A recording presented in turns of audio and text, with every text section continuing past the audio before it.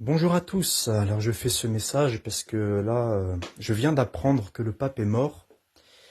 Et en fait, c'est fou parce que on voit vraiment à quel point il est aimé du monde, cet homme-là.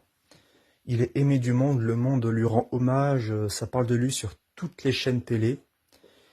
Et c'est à ça en fait qu'on reconnaît que c'est pas un homme de Dieu. Le pape n'est pas un homme de Dieu parce que Jésus a dit: vous serez haïs de tous à cause de mon nom. Et tous ceux qui veulent vivre pieusement en Jésus-Christ seront persécutés. Donc, le pape, vu qu'il n'est pas détesté, mais qu'il est aimé, que tout le monde lui rend hommage, c'est pas un homme de Dieu.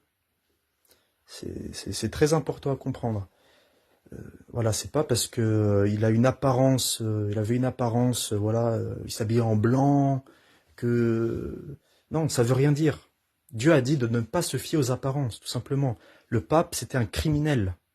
Il faut comprendre que le Vatican, c'est la plus grande filière d'immigration en Europe. C'est le pape qui fait venir, surtout de Syrie, des gens par millions en Europe. Déjà. Alors là, il y a une dissonance cognitive avec ceux qui se disent de droite, voilà, des nationalistes, voilà, et en même temps catholiques. Là, il y a une énorme dissonance cognitive déjà. De plus, il a dit que Adam et Ève n'ont jamais existé.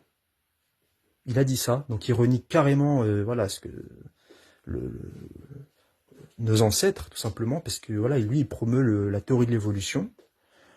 Il dit que l'enfer n'existe pas. Il dit que, en fait, toutes les religions mènent à Dieu. C'est un sataniste, je veux dire. Et c'est pas lui en particulier, c'est toute la papauté qui est comme ça. Vous prenez les papes dans l'histoire, c'est la même chose. Alexandre VI, par exemple, il couchait avec sa propre fille. Jules II, le pape Jules II lui-même, il faisait la guerre, il a assiégé, il semble qu'il a assiégé Venise, voilà. Il a assiégé Venise, Jules II. Léon X, qui a persécuté Martin Luther.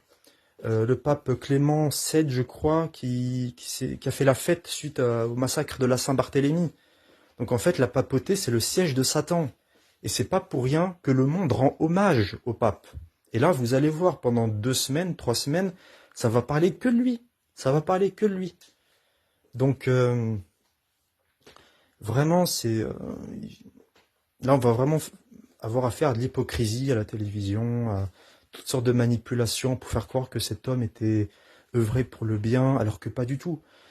Le pape, il passe sa vie à protéger les pédophiles. Vous comprenez ? Il a jamais lutté contre la pédophilie, cet homme-là. Est-ce qu'on l'a entendu dénoncer ce qui s'est passé avec Abbé Taram, par exemple? Absolument pas. Absolument pas. Ce qui s'est passé dans tous les instituts catholiques partout dans le monde. Il a jamais lutté contre ça concrètement. Parce que les abus sexuels, ils continuent. Il n'a jamais lutté contre ça. Il a propagé toutes sortes de blasphèmes. Il a dit que le sacrifice de Jésus à la croix, c'était un échec. C'était un échec. Est-ce que vous vous rendez compte alors que la Bible dit, dans Colossiens 2, que justement la croix, c'est un triomphe, c'est le triomphe de Jésus sur le diable. Enfin, et le pape dit que c'est un échec. Enfin voilà, donc c'est une affaire à une grande hypocrisie. Ce pape, en plus, il collaborait avec les communistes, hein, avec Castro, avec voilà. Donc voilà, c'est abominable, c'est abominable. Pour moi, je veux dire, c'est le fait que le monde lui rende hommage, c'est abominable, mais en même temps, c'est pas étonnant puisque la Bible dit que ceux qui s'affectionnent à la chair, en gros, voilà, ils s'entendent ensemble, voilà.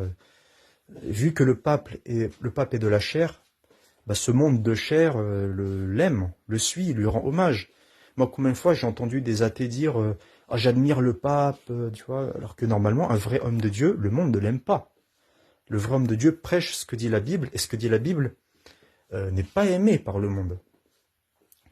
Donc voilà, c'est ce pape, enfin le pape, la papauté en général, parce que moi je rappelle aussi que Jean-Paul II, c'était un nazi. Il était dans l'armée nazie, c'était un pédophile. Ah non, c'est pas Jean-Paul II, c'est Benoît XVI, pardon. Benoît XVI, c'était un nazi, un pédophile. Par contre, Jean-Paul II, lui, c'est lui qui avait protégé le cardinal Law. Cardinal Law, qui lui-même avait protégé des centaines de prêtres pédophiles dans le diocèse de Boston. Donc en fait, ils sont tous corrompus, quoi. Je veux dire, la papauté, c'est le siège de l'antéchrist. C'est le siège de l'antéchrist qui fait croire que le salut est par les œuvres, qui fait croire que le salut peut se perdre, que il faut rendre un culte à Marie, que Marie est notre mère, qu'il y a un purgatoire, qu'il machin. Toutes les hérésies possibles et imaginables, c'est dans le catholicisme. Voilà. Et ce pape, d'ailleurs, il a beaucoup collaboré avec l'islam hein, aussi. Il priait avec les musulmans. Enfin, voilà. Bon, il y a beaucoup de choses comme ça qui doivent nous faire tilt, vous comprenez? Parce qu'on reconnaît un arbre à ses fruits. C'est par ses... Jésus l'a dit dans Matthieu chapitre 7, versets 15 à 20. En gros, c'est à leurs fruits que vous les reconnaîtrez. Et le pape, ses fruits, comme je viens d'en citer pas mal, ils sont mauvais, ils sont antichrist. Voilà. Donc, si vous êtes catholique, sortez du catholicisme, sortez de cette religion tout à fait abominable, et croyez au vrai Jésus-Christ de la Bible. C'est très important. Et voilà, le pape, il faut arrêter de le suivre, parce que d'ailleurs, il se dit être le chef de l'Église, alors que la Bible dit que c'est Jésus, le chef de l'Église. C'est Jésus. Et c'est en lui qu'il faut croire. Soyez bénis, au revoir.